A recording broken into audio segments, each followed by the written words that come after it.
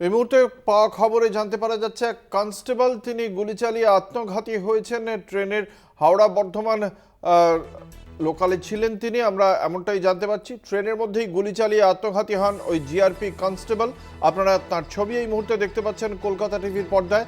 এই মৃতের নাম শুভঙ্কর সাধু খাঁ। বর্ধমানে ভাড়া থাকতেন এই শুভঙ্কর সাধু খাঁ নামে ব্যক্তি। হাওড়া বর্ধমানের শেষ লোকাল ট্রেনে কর্তব্যরত ছিলেন তিনি, সেই সময় এই ঘটনা ঘটে।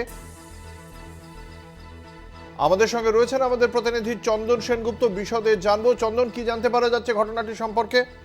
দেখো, গতকাল রাত্রির বেলায় হাওড়া থেকে যে শেষ লোকাল ট্রেনটি ছিল বর্ধমানে, সেই বর্ধমানেই এই শেষ লোকালে কর্তব্যরত ছিলেন কনস্টেবল জিআরপির। মৃতের নাম হচ্ছে শুভঙ্কর সাধুকা। তিনি হঠাৎই পালসি স্টেশন ঢোকার মুখে গুলি চালান, এমনটাই জানা যাচ্ছে, এবং আত্মঘাতী হয়। যেটা জানা যাচ্ছে জিআরপির তরফ থেকে, যেটা বলা হচ্ছে যে মানসিক অবসাদে তিনি ভুগছিলেন, সেই কারণে তিনি কিন্তু আত্মঘাতী হয়েছেন। এখন ঘটনা হচ্ছে, একটা ট্রেন, লোকাল ট্রেন, শেষ ট্রেন, যে ট্রেনে বহু প্যাসেঞ্জার থাকে এবং সেই প্যাসেঞ্জারের রক্ষার দায়িত্বে থাকে জিআরপি কনস্টেবল বা অফিসাররা, সেইখানেই যদি জিআরপি এইভাবে গুলি চালায়, একটা নিরাপত্তার যে প্রশ্ন সেটা কিন্তু থেকেই যাচ্ছে। এই আত্মঘাতী হতে গিয়ে যদি অন্য কারোর গুলি লাগতো, তখন সেখানে কি ঘটনা ঘটতো?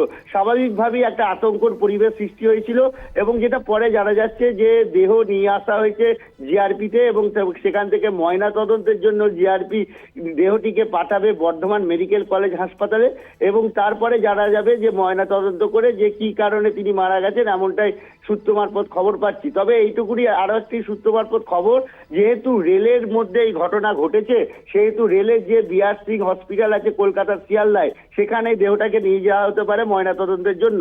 তবে এই মুহূর্তে দেহ রয়েছে জিআরপিতে, এবং কি কারণে তিনি আত্মঘাতী হয়েছেন সে কিন্তু তারা পরিবারের সঙ্গে কথা বলছেন, জানার চেষ্টা করছেন পরিবারে কোনো অশান্তি ছিল কিনা, বা অন্য কোনো ঋণ দায় ছিল কিনা, ঋণগ্রস্ত ছিল কিনা, সেটাই কিন্তু পরিবারের সূত্র থেকে জানার চেষ্টা করছে জিআরপি। অঙ্কুর, ধন্যবাদ। আমাদের সঙ্গে ছিলেন আমাদের প্রতিনিধি চন্দন সেনগুপ্ত।